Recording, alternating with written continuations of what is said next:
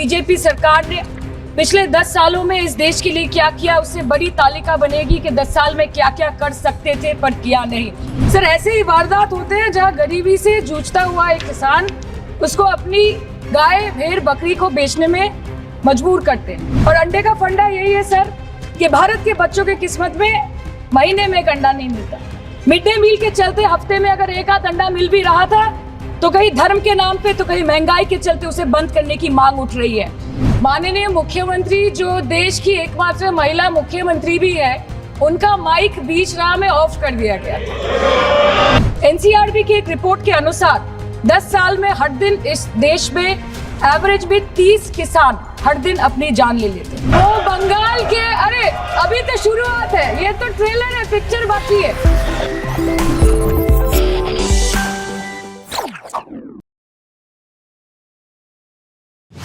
को दें।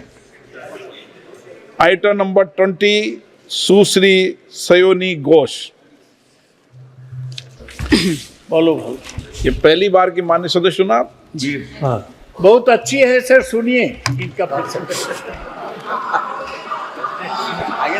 आप बीच में मत टोकना उनको और सलाह मत देना, आप पीछे सीट पे चल जाओ।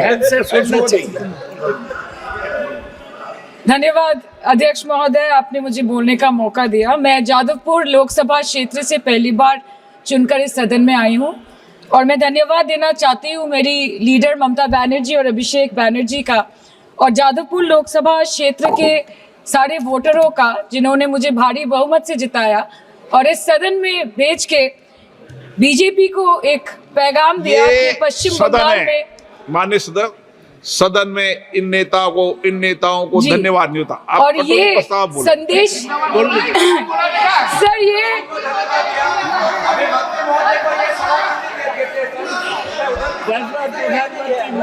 Sir okay sir, no problem sir.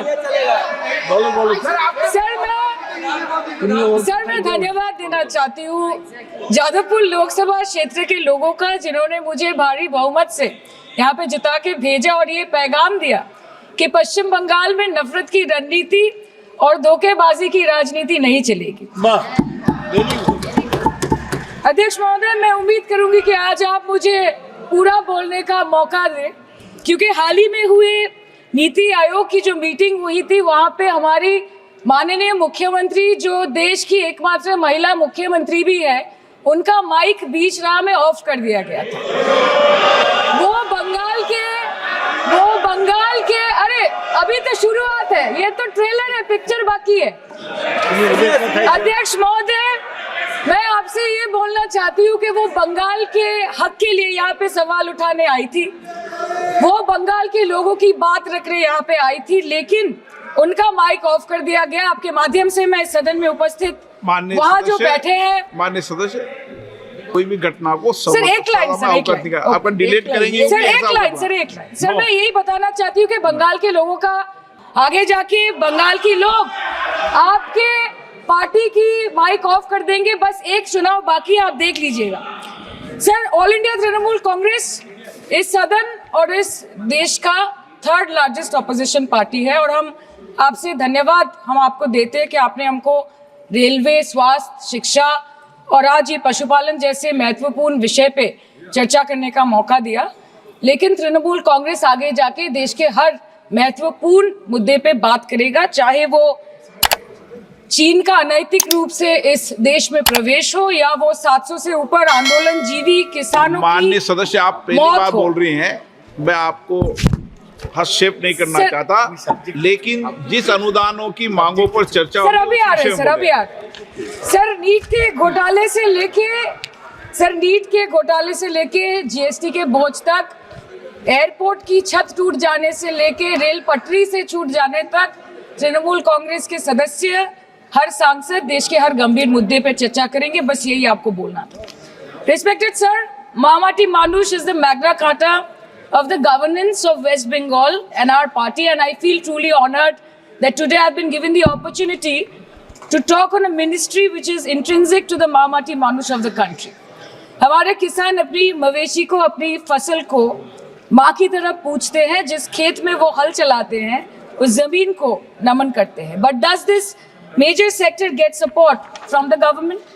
Sir, Indian agriculture supplies around 58% of India's livelihood and is a principal source of income for half of the population, accounting for 17 to 18% of the country's GDP. 70% of India's rural poor depend on livestock and farm animals. But does this sector get what it deserves? इसका जवाब अगर आप देश के किसान से पूछेंगे तो वो आपको यही बात बोलेंगे कि चाय से शुरू हुई थी सरकार और गाय पे अटक गई और विकास की मौसी 10 साल में रास्ते में भटक गई. Sir, exorbitantly high cost of cattle and poultry feed under the mismanagement of this sector by the current government and wholesale fodder inflation hovering between 25% to 28.6% in the last 2 to 3 years, it is a 9-year high. Sir, किसान खुद क्या खाएंगे? अपने परिवार के लोगों का खिलाएंगे? अपनी गाय भैंस भेड़ बकरी को क्या खिलाएंगे? सर, ऐसे ही वारदात होते हैं जहां गरीबी से जूझता हुआ एक किसान उसको अपनी गाय भेड़ बकरी को बेचने में मजबूर करते हैं और अंत में जाके वो अपनी खुद की जान ले लेते हैं. सर, पिछले 10 सालों में 1,12,000 किसानों ने इस देश में आत्महत्या की. एनसीआरबी की एक रिपोर्ट के अनुसार 10 साल में हर दिन इस देश में एवरेज में 30 किसान हर दिन अपनी जान ले लेते हैं. सर, इस देश के लोगों का यही है किस्सा कि जिसको जिताया वो राजा की तरह जाएगा और जिन्होंने जिताया वो फकीर की तरह. सर, ये बहुत गौरक्षा की भी बातें करते हैं. देश के लोगों को ये पता होना चाहिए that there is a fodder crisis in India and the union minister has himself stated in a written reply in Rajya Sabha that yes, the country is deficit in fodder. So it means that cows are dying without food in government-owned goshalas, especially the BJP-ruled state.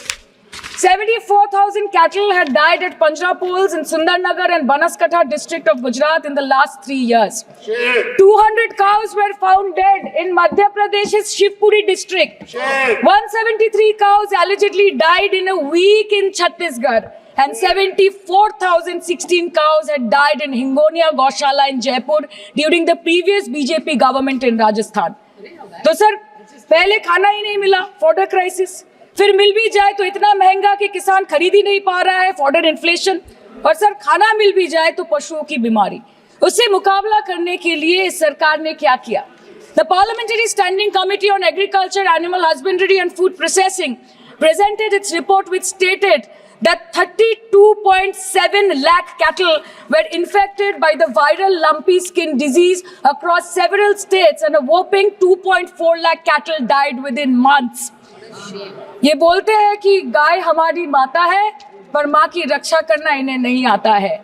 अध्यक्ष महोदय, हम सब जानते हैं कि इस ministry के अंतर्गत डेयरी भी आता है और भारत इस पूरी दुनिया में दूध के उत्पादन में नंबर 1 है, contributing to almost 24.46% of global milk production.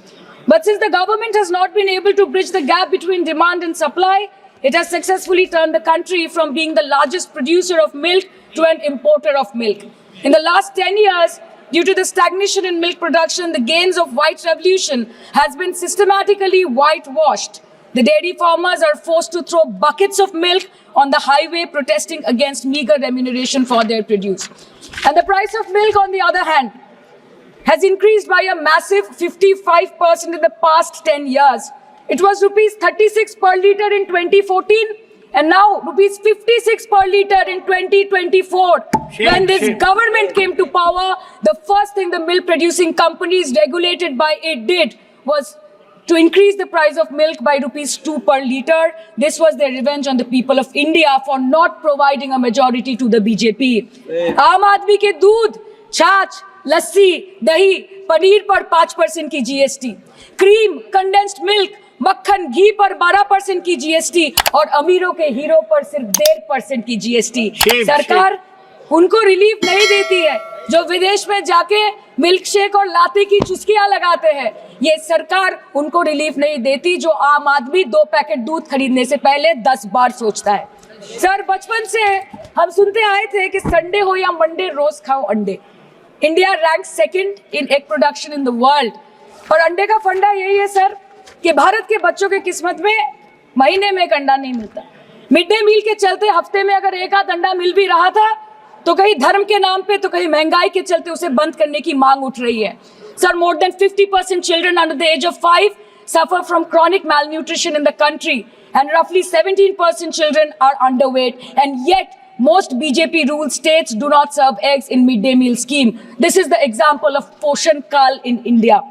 Sir अंत पे आते हैं मच्छी पे. आप लोगों को ज्यादा पसंद नहीं, पर हम क्या करें, हम तो माछे भाते बंगाली है, हमको तो बोलना ही पड़ेगा. And not to forget that 2.8 crore fisher folk are employed directly in catching fish in the country, and millions are employed in the value chain of selling fish and aquaculture. India stands third in the world in the terms of fish production, contributing to 8% of global fish production, and ranks second in aquaculture production. The PM talks about blue revolution, but this government has allocated only 0.045% funds out of the total budget for the flagship scheme, Pradhan Mantri Matsya Sampad Yojana. Even after this meager allocation, they did not utilize 39% of the funds, and in 23-24, they did not utilize 24% of the funds allocated. और sir, भले ही सरकार को मणिपुर शब्द से allergy हो, but the fact remains that 1.5 years of lack of governance in the state has led to endangering of the fish species in India's largest freshwater body in Manipur, the Loktak Lake. So the government has to generate employment opportunities, investment in areas such as exports, post-harvest processing, and import substitution. It has to deal with adversities like overfishing, depleting of fish stocks, pollution, disease outbreak, destruction of habitat, and climate change. So my own parliamentary constituency has assembly constituencies like Baruipur, Shonarpur, Bhangor, which are heavily dependent on these sectors for livelihood.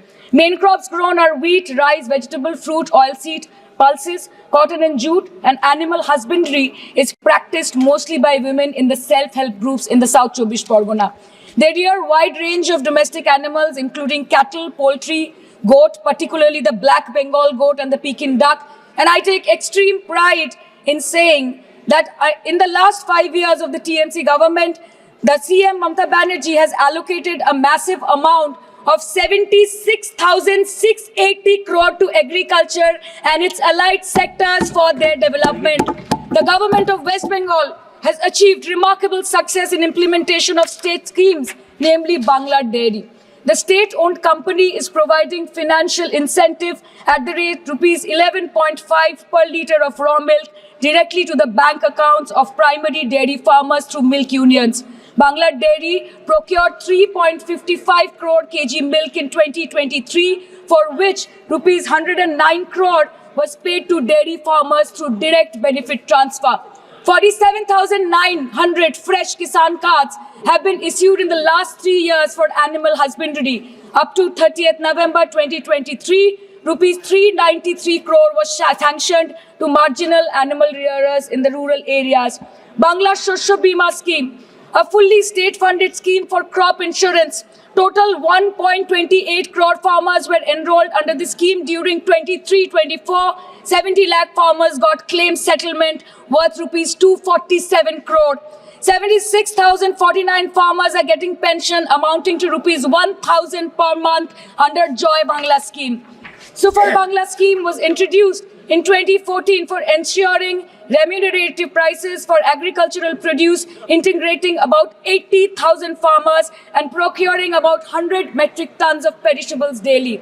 The annual turnover of this project is now rupees 106 crore. 77 new stores have been opened in financial year 23-24. 186 Krisak Bazars sub-market yards are running successfully, providing excellent marketing infrastructure for aggregation and ease of marketing. And to be mentioned that West Bengal is one of the largest cold storage capacities in the country at more than 87 lakh metric ton with 620 cold storages. New investment of rupees 239 crore is upcoming in this sector this year with an employment opportunity for nearly 20,000 people. अरे उधर वाले बता इसमें बुरा क्या है, हवा के चार झोंके अगर इधर से भी गुजर जाए तो. Now coming to the demands of pending funds from the government of India to West Bengal on animal husbandry and welfare. 50% of the central share, rupees 12.72 crore for financial year 23-24, being the recurring expenditure for mobile veterinary units is pending with the government of India. Government of West Bengal requested for sanctioning an additional 126 MVUs for 24-25. However, it was regretted, citing want of funds. The proposed central share of 49.93 crore for financial year 24-25 for assistance to states for control of animal disease has not yet been released by the Government of India. Despite repeated persuasion, Department of Animal Husbandry and Dairying has not released the central share of rupees 10 crore for financial year 24-25 for various ongoing national livestock mission schemes, including the project for the establishment of Buck Semen Station in Horinghata. ये तो बस इसी ministry से बकाया है बंगाल का। अभी दूसरी मिनिस्ट्री प्रक्रिया तो पता नहीं कहाँ पे जाके ये खत्म होने वाला है। मैडम, मैं बस ये कहना चाहती हूँ कि इस बीजेपी सरकार ने पिछले 10 सालों में इस देश के लिए क्या किया, उससे बड़ी तालिका बनेगी कि 10 साल में क्या क्या कर सकते थे पर किया नहीं। 2014 में जो किसान मोदी है तो मुमकिन है सोच के और अच्छे दिन के ख्वाब देख के बीजेपी को वोट दे रहा था, आज 10 साल बाद वो बोलता है कि मोदी है तो नामुमकिन है। शायद अभी वो किसान है भी नहीं। तो इसीलिए मैं बोलना चाहती हूँ कि समय बड़ा महत्वपूर्ण होता है अध्यक्ष महोदय और बड़ा बलवान। बंगाली में हम एक बात बोलते हैं कि समय गेले साधन होबे ना। इसका मतलब यही है कि अगर समय चला गया तो साधना नहीं होगी, अगर भक्त रूठ गए तो आराधना नहीं होगी। और 3 से 303 से 240 के आंकड़े बोलते हैं कि इस बार जो आप चले गए तो दोबारा लौटने की संभावना नहीं होगी। तो यही बोल के मैं अपनी बात खत्म करती हूँ। Thank you so much.